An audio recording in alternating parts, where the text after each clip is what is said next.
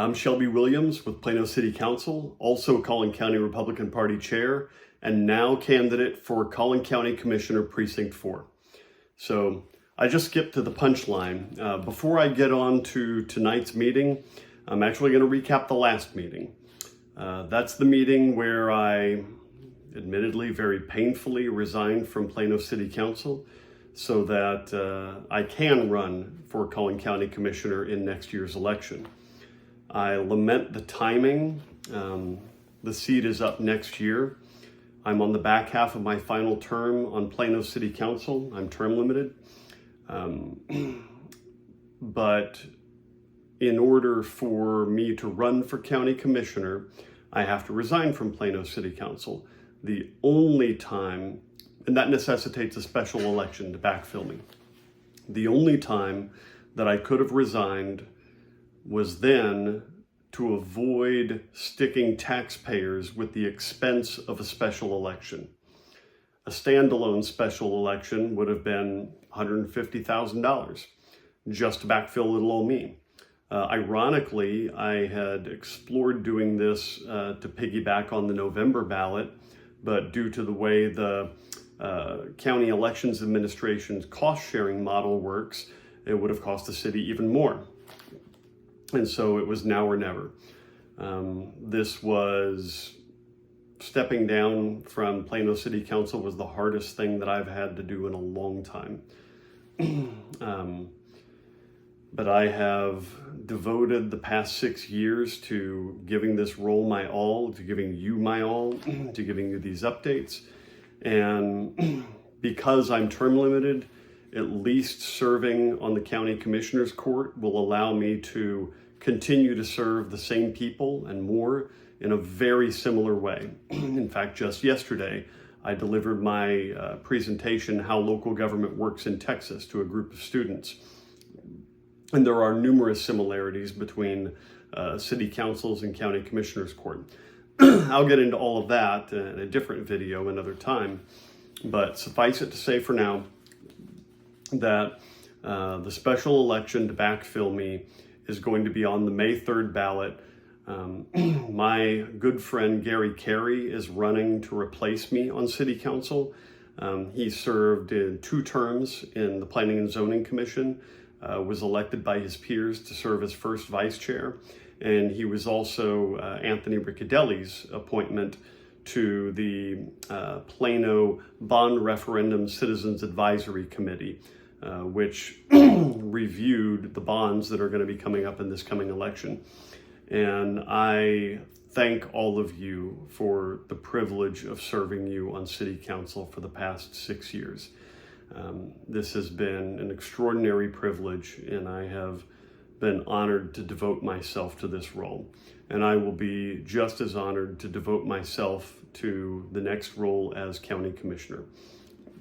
That election isn't until 2026. The primary election is in March, the general election next November 2026. The people I had heard were interested in running for this seat have decided not to run after all. So at the moment, I'm running unopposed, but we have 9 months till primary filing ends. This is for an open seat. My commissioner, Duncan Webb, is not running for re-election. He'll have served for 16 years. So we wish him the very best. And a lot can happen in the next 9 months, but I am fully committed to running for this seat and to serving you with every bit as much diligence, perseverance, and inquisitiveness as I've served you for the past 6 years. Now, getting to the meeting tonight, this was, we had several things to cover. In the preliminary open meeting, we actually discussed a food code ordinance update. So nationally, I want to stress this is not in Plano, nationally, there are 48 million cases of foodborne illness, food poisoning annually. On the 128,000 hospitalizations and 3,000 deaths. Again, that's nationally, that is not Plano. I feel it's really important to stress that. So we covered the updates that will be made to the food code. This is basically hand-me-downs from the FDA food model code that got referred to the Texas Food Establishment Rules, which made its way into the City of Plano food code. So we're proposing several updates. Postcards were sent out and citizen inputs were surveyed, solicited. You can see these updates at plano.gov/EHS, plano.gov/EHS. Moving on to our regular meeting, we had 2 proclamations. March is Theater in Our Schools Month, which has a soft spot in my heart. Many of you know that my little girl and I have performed in the musical Scrooge with North Texas Performing Arts for the past 2 seasons.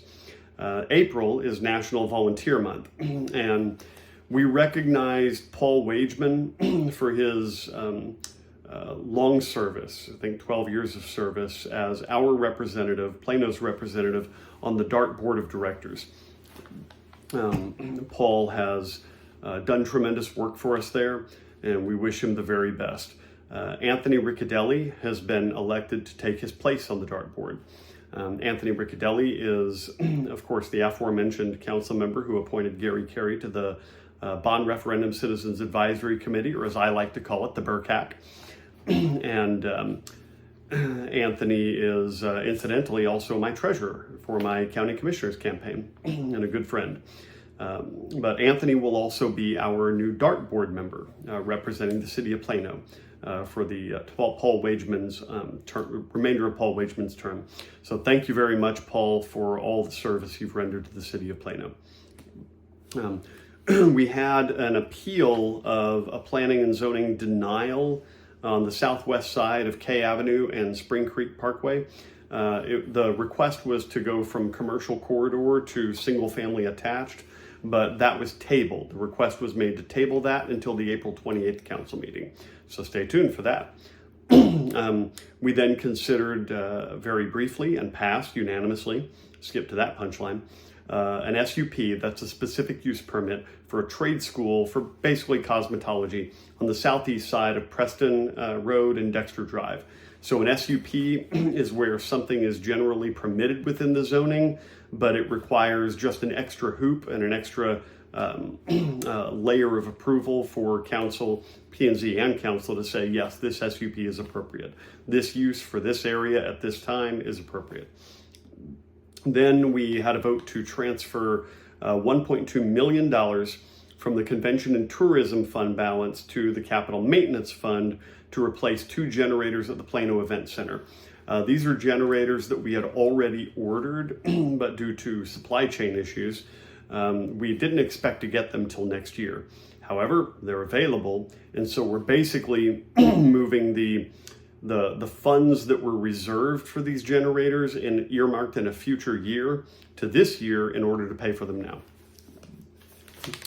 The longer portion of the meeting was devoted to the fiscal year 2024-25 status report and 5-year financial forecast. So we covered things such as recovery fees. We're going to have a fee study evaluating what we charge for certain services. So in obvious ways, things like public safety, police and fire, we don't charge for service. If your home is burglarized and you call the police, we then don't bill you for that police response. And same thing if Plano Fire Rescue responds. Pardon me, all this wind we've had has kicked up so much stuff in the air, it's wreaked havoc on my allergies and throat clearing. But so we're looking into how we can engage in more cost recovery so that where it makes sense, unlike public safety, when we the city are incurring expense to provide a service, that the people who are benefiting from that service to the greatest extent possible are the ones paying for it. So sales tax collection is anticipated to be up $5.5 million. So our new projection over the previous projection, our new projection for this fiscal year, 2024-25, is $122 million. sales tax receipts. Now that's the city of Plano's share. DART, that means that DART will get $122 million. So if anybody is a frequent viewer of this recap, then you know that DART is funded by a penny of our sales tax, and primarily by a penny from each of its 13 member cities. And that penny to the residents of Plano means that you pay, the residents of Plano pay as much into the DART system through your sales tax as you pay in property taxes. That's right. Likewise, for the amount that DART actually gets used in Plano, Plano's ridership, for about half that money that you're putting into DART through your sales tax, we just get all those riders free Uber. That's using DART's own data. Now, I don't think free Uber is an effective public transit solution, but it shows you how underwater we are as a city, and that we are heavily subsidizing the DART system and other cities in the DART system who are getting much more use out of it than we are. So there are a couple of bills right now in the legislature for DART reform, and I actually don't have the bill numbers in front of me, but Representative Matt Shaheen is carrying those bills from Collin County, and so I urge full support of that, because as I've said, DART is a 40-year-old system, 40-plus-year-old system. No other cities have joined the system in that time. That's a marketplace response. They don't want to join. It wouldn't serve them well, not at this cost, not with this model. Likewise, just look around Plano. Occasionally there's a bus that has a few people on it. Sometimes the express bus is full. For the most part, we got a lot of empty buses and trains. People aren't using the system. That is also a marketplace response. They don't want to. We can't make them. So if the system works well and provides good value for what's spent, then other cities will want to join and people will want to ride it. It ain't rocket science. So that's for sales tax collection. The hiring freeze that we had ended in January. We have since hired 160 staff members. There was a bit of a hold, and so we backfilled that and we've moved on. Now the hiring isn't a net 160 new staff members. That's just 160 hires. Our general fund balance, we've changed our goal from maintaining 30 days of working capital in the general fund to 60 days, just to have a safer, more conservative, healthier financial position. So in our 5-year forecast, we had a 5-year forecast review. Operating expenses expected to increase 2.8% per year over the next 5 years. Now that's going from roughly $400 million to $450 million by 2030. Now we're estimating, I should say, maybe kind of spitballing, but not totally spitballing, inflation at 3% this year. We don't know what it's going to actually come in at, but around 3%, and then falling over the next few years, year over year, which is good news. Property tax and sales comprise roughly 77% of city revenues. Now with property taxes, interestingly, we have $81.3 billion in market value of property in the city. That's residential and commercial. But only 53.3 in taxable value. So that's a delta of $28 million. So about a third of that market value is not taxable. We do have $7.6 billion in frozen taxable value.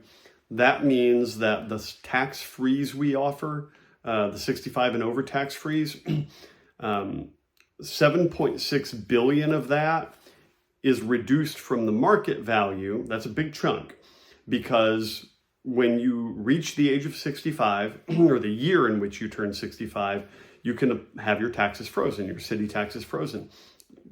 So it doesn't matter what happens with your home value after that. The amount of tax you pay that year is frozen. You're not going to pay more than that. That's one of the many band-aids that's been applied to our property tax system over the decades. But that's $7.6 billion worth of property that is not taxable now because it was frozen at a previous state. 5 years ago, that amount was $4.2 billion. It's almost doubled in 5 years. And over the next 5 years, we're looking at doubling again to almost $16 billion. So this property tax dynamic, if you've seen my recent video, which recapped both this year's budget and the bond referendum, then you understand that the challenges we're facing as not only a built-out city, but a city that's aging in place, are having long-term ramifications to our property tax revenue. There are a number of things we can do to offset this, because I'm not in favor of precipitous increases in property taxes or any kind of taxes. One of the things we can do and are exploring is cost recovery, like we said, changing our fee structure so that the people benefiting from something are bearing more of the cost where it's fair and applicable. Second, one of the things I've been advocating for a long time is moving the burden from maintenance of our infrastructure away from bonds, away from debt, so that we're not paying interest to maintain those things, and just figure out a steady way to spend a similar amount on maintenance every year over the years, so that we're not issuing bonds and incurring debt and paying interest to cover that maintenance expense. And another thing is with the sales tax. Obviously, when sales tax revenue increases, then our overall revenue increases, and that helps offset the necessary funding for property taxes. But with meaningful DART reform, we can recoup, I won't say recapture, that's Robin Hood. We could recoup tens of millions of dollars of your sales tax money that will go to benefit the people of Plano in a meaningful way. So that's it for this recap. I have 2 more council meetings ahead of me before I'm no longer serving you on council. And that is a really difficult thing, candidly, for me to wrap my head around. It truly has been such an honor serving you, and I'll continue to serve you diligently for the next month. And unless anybody new on council, hint, hint, will pick up these recaps, I intend to still continue giving you my previews and my recaps so you know what's going on until I'm elected as County Commissioner in Precinct 4. So thank you for watching as always, and God bless.